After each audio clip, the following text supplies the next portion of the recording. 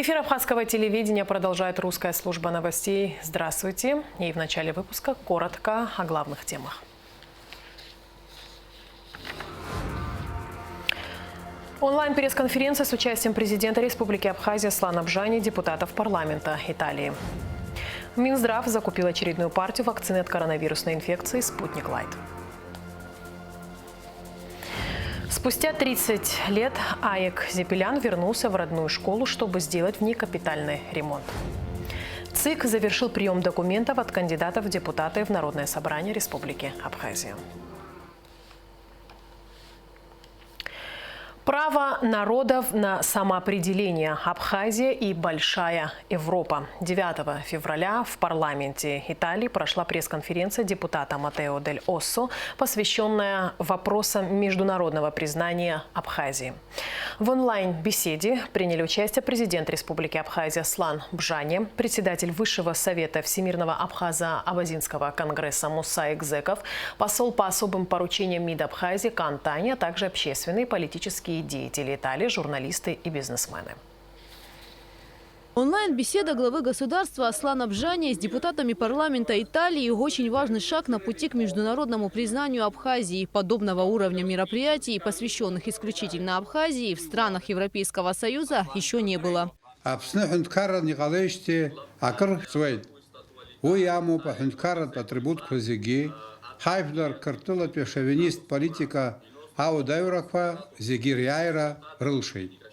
Харех дырвует инарт баужлар бжарат пяс хацара иодею аамтастаху процессу. Апсны арту аюзерат аусуцурат эзыказашаква ришекургыларазы ахынткараква зиги рчапха. Квахораду харахзы харахапсат гилузбарц уя культура илызка арцистаху Италия отпылава архабхазара эхацло. Апсны Италии Право народов на самоопределение – главная тема пресс-конференции депутата Матео Дель Оссо. Итальянский депутат считает, что каждый народ имеет право на самоопределение, а Абхазии пришлось отстоять это право в кровавой войне. Дель Оссо подчеркнул, что он выступает за справедливость в целом и в случае с Абхазией видит несправедливое отношение к гражданам Абхазии, чьи базовые права нарушаются. Республика Абхазия – это Кавказская республика с дуальным статусом. Грузия считает ее своей территорией, но сам народ так не считает. Поэтому объявил о независимости Республики Абхазия, которая признана 9 странами, 7 из которых – члены ООН. Народ Абхазии насчитывает тысячелетнюю историю языка, традиции и таким образом идентифицируется как отдельный уникальный народ, прошедший через исторические испытания. Переход после советской власти тоже не был простым. Народ Абхазии объявил о независимости от Грузии.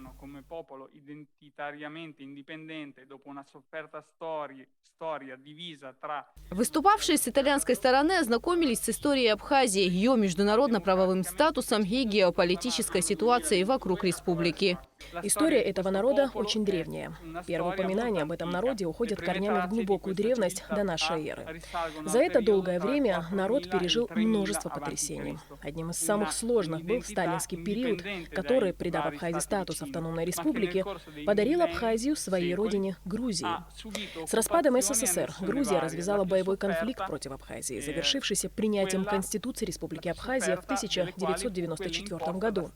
С того момента начинается новая история Абхазии, вплоть до момента признания статуса Республики Абхазия. Республика Абхазия в независимости от международного признания – страна с огромным экономическим и геополитическим потенциалом. Несмотря на древнюю историю этого народа, современная история вымощена страданиями. Будем надеяться, что в будущем история этой страны наполнится международной солидарностью и обретением новых партнеров в поддержку стратегически важной территории, которая также имеет потенциал бизнес-партнерства с Италией. Это территория, которую нам предстоит еще изучить и открывать для себя. Матео Дель Оссо добавил, что туризм очень важный сектор в Абхазии, и для Италии это большая возможность поделиться опытом, инвестировать и привлекать новых инвесторов. Есть большие перспективы в работе будущей Итало-Абхазской торговой палаты, которая будет открыта в этом году в Риме. Как итог договоренностей, достигнутых в ходе презентации Абхазии в итальянском городе Ла-Терме. В свое выступление итальянский итальянский депутат Матео Даль Оссо завершил словами недавно ушедшего из жизни президента Европарламента Давида Сассоли. Нельзя строить стены между людьми. Их надо рушить. Пресс-конференция проходила в зале парламента Италии во дворце Монте-Читорио в столице Италии, Риме. Впервые в современной истории Абхазии в стенах итальянского парламента были слышны абхазский и абазинский языки. Участие президента Абхазии Аслана Бжани и председателя ВАК Мусы Экзекова еще раз подчеркнуло заинтересованность Абхазии в открытом диалоге с другими странами.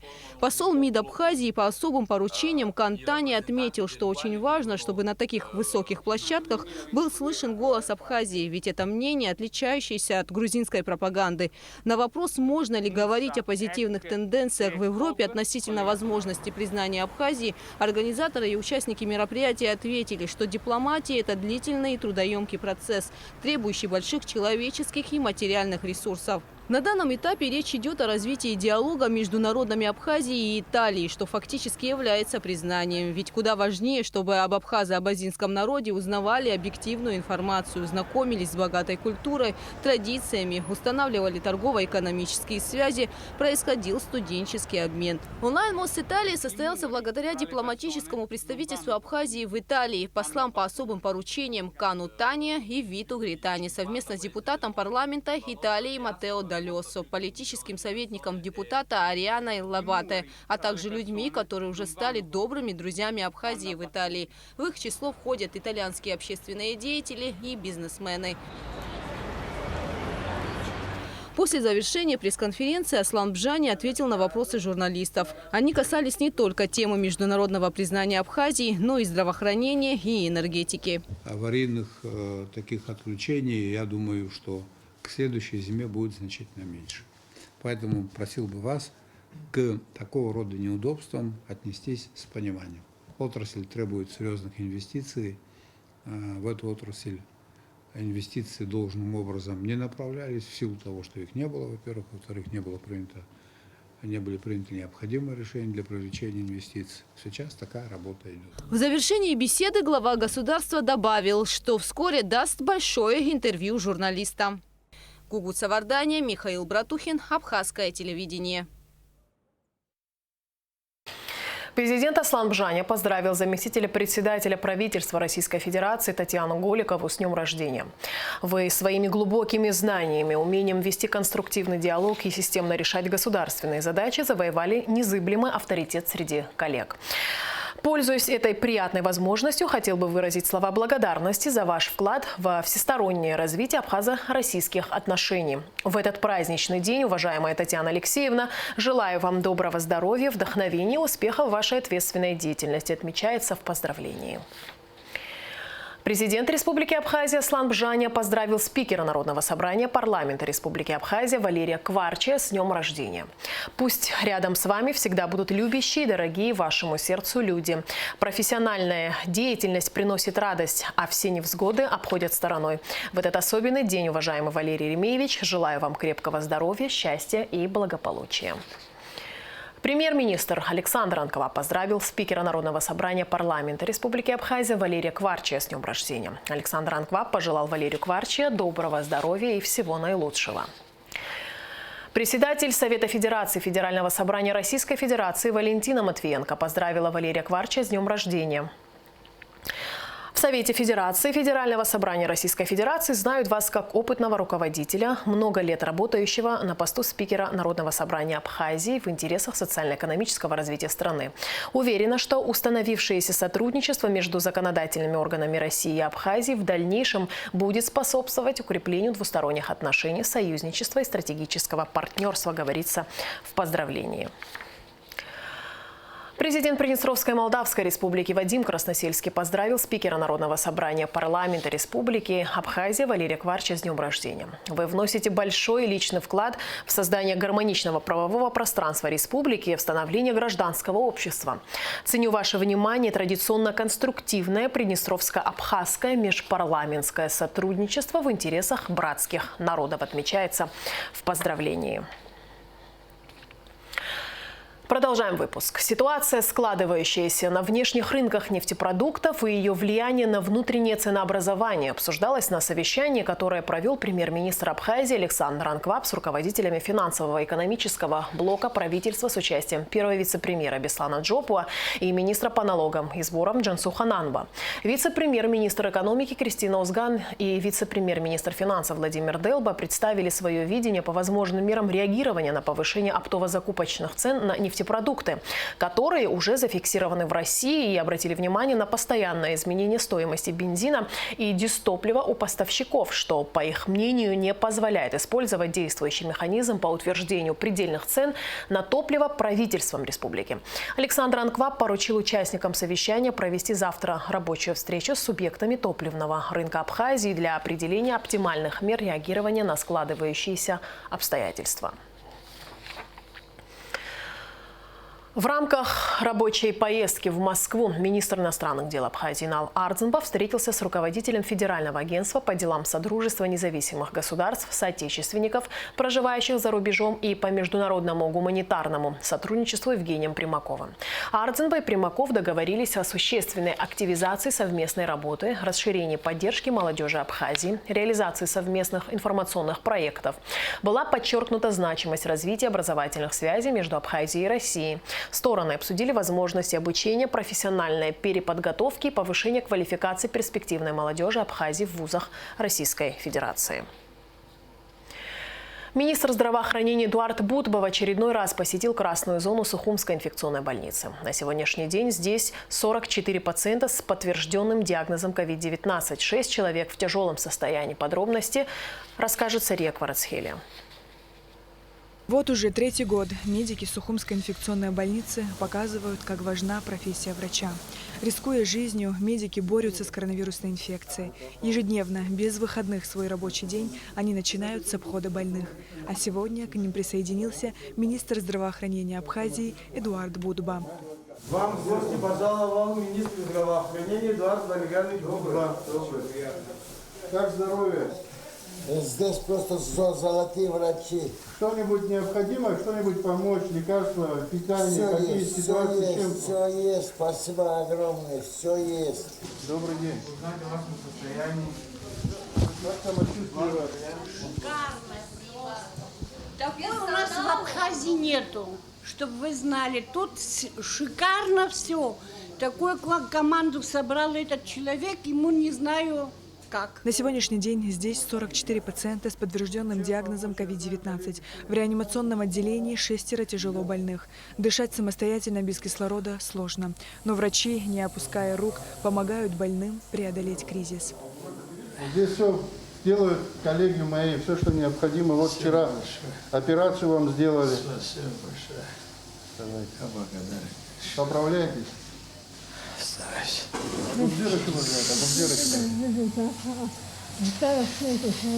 Поправляйтесь. Пациенты, с которыми общался министр, рассказывали о трепетном отношении всего медперсонала к каждому из них, при этом особо отмечая грамотный подход медиков к лечению. Очень благодарна медперсоналу, обслуживающий хорошее, все вовремя, все в срок, все довольные. Ничего плохого не скажешь, такого персонала я еще не видела. Сколько дней вы уже видите? Я сегодня 5-й. Как себя чувствуете? Лучше намного. Да, намного. Вы вакцинированы? Нет. Я первый раз болела, думала, уже не будет. На сегодняшний день больница заполнена. Ситуация здесь тяжелая, но стабильная. С медикаментами проблем нет. Однако, учитывая появление нового штамма коронавируса омикрон, половина медперсонала заболели, и сегодня они на самоизоляции. Обращаемость увеличилась, да, в приемном покое очень много больных, но по госпитализации примерно на одном и том же уровне, наверное. У нас залежавших пациентов не очень много, это, как правило, в реанимации 1-2 пациента, наверное. Все остальные новые у нас быстро обновляются. Места есть на сегодняшний день? Для госпитализации нет. Министр здравоохранения Эдуард Будба отметил, что посещение красной зоны и общение с пациентами остаются одним из главных в его работе. Ведь помимо грамотного лечения очень важна моральная поддержка. С коллегами нашими прошли по палатам, посмотрели, какая ситуация какая помощь необходима, пообщался непосредственно с пациентами, которые здесь лежат, в плане медицинского обеспечения, в плане дополнительно по питанию, может, какие-то вопросы есть. Мы все это обсудили, проговорили. Вот. Еще раз хочу обратиться к нашим гражданам. Берегите себя, соблюдайте все меры, которые рекомендуют коллеги-врачи. Ковид все еще остается частью нашей жизни. Следовательно, каждому из нас стоит задуматься о последствиях беспечного отношения к этой болезни. Сария Кварацхеля, Рамо Камкия, Абхазское телевидение.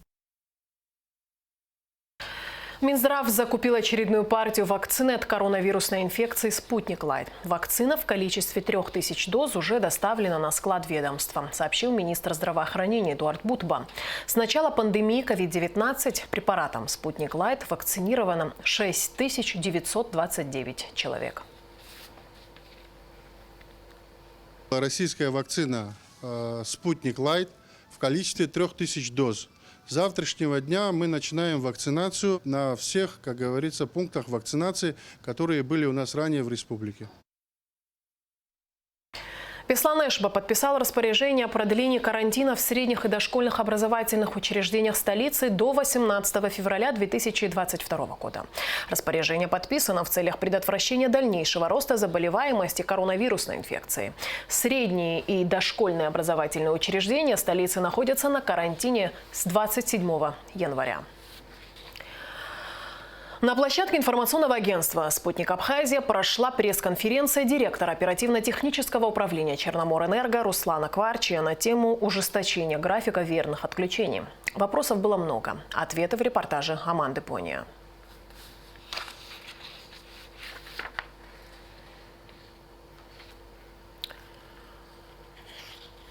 Несколько дней в графике движения общественного транспорта в столице наблюдался сбой. По поручению мэра города Беслана Эшба, его заместитель Автандил Сурманидзе провел совещание с руководителями АТП и троллейбусного управления. Выяснилось, что 70% водителей заболели коронавирусной инфекцией, из-за чего сбился график выхода на работу. С завтрашнего дня найдут возможность наладить бесперебойное сообщение между районами столицы с 5 утра до 19 часов вечера. Об этом сказал заместитель администрации Сухума Автандил Сурманидзе. Такого коллапса нету. Есть временные проблемы. Эти проблемы мы будем устранять. Люди заболели ковидом. Очень много, 70% заболевших. Заменить некому было. Троллейбусы с завтрашнего дня будут работать до 7 вечера. Если отключения не будет, если троллейбусы не встанут, будут работать до 7 вечера. По календарному плану ЦИК 10 февраля завершился последний день выдвижения кандидатов в депутаты Народного собрания парламента Республики Абхазия. Также 10 февраля началась регистрация самих кандидатов. В течение 10 дней в Центральной избирательной комиссии шла активная работа по приему документов от инициативных групп и политических партий. Об итогах работы рассказал председатель ЦИКа Дмитрий Маршан. Из 80 дел, которые поступили к нам за этот период, мы 70 кандидатов сегодня зарегистрировали, так как документы были в порядке. Более 10 дел мы отклонили для того, чтобы они дособрали те необходимые документы, которые предусмотрены законодательством. Те люди, которые не смогли сегодня нам представить, то это до 2 марта. Мы имеем право принимать у них документы. Но практика показывает, что за 10 дней до окончания срока регистрации нам обычно в ЦИК доносятся документы для того, чтобы у нас тоже было время для того, чтобы подтвердить, насколько соответствуют документы в законном порядке. Вот, поэтому, а так в целом выдвинулось по сегодняшний день около 120 инициативных групп. И если по партиям, у нас сегодня в Абхазии 11 политических партий. Вот, из 11 политических партий выдвинули свои кандидатуры 4 партии. Это около 15 человек, не более 15 человек. Вот. Что касается их кандидатур, то мы пока еще их не рассмотрели. Вот вечером мы будем продолжать заседание, вот, для того, чтобы определить, кто по политическим спискам попадает под эту категорию. Вот. Поэтому процесс идет по календарному плану. Я думаю, что до 15 февраля, это начало уже теледебатов, которые предоставляются для кандидатов. Мы сейчас ведем переговоры по жеребьевке. Вот. Так как сегодня первый день регистрации, мы уже должны определить, кто по округам, кто какой день попадают. Вот. Поэтому в этом направлении тоже мы без выходных должны будем работать, чтобы равные условия для наших кандидатов предоставить. 10 февраля абхазскому поэту, прозаику, публицисту, общественному деятелю Теренту Чане исполнилось бы 85 лет. Терент Чане – автор более 20 сборников стихов, поэм, рассказов и повести, а также романа. На ряд стихов Чане написаны песни. Терент Чане – член Союзов писателей СССР и Абхазии России. Он также член Союзов журналистов СССР и Абхазии. Заслуженный работник культуры Абхазии, кавалер ордена Ахтзапша 3-й степени. Передачу с участием Терента Чане вы можете посмотреть в нашей программе сегодня. И в конце выпуска прогноз погоды.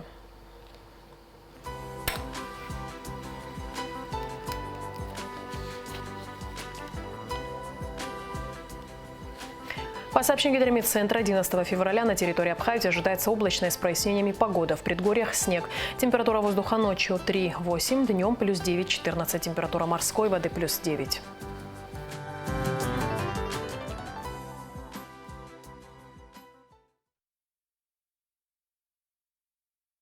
На этом наш выпуск завершен. Всего доброго и до встречи в эфире.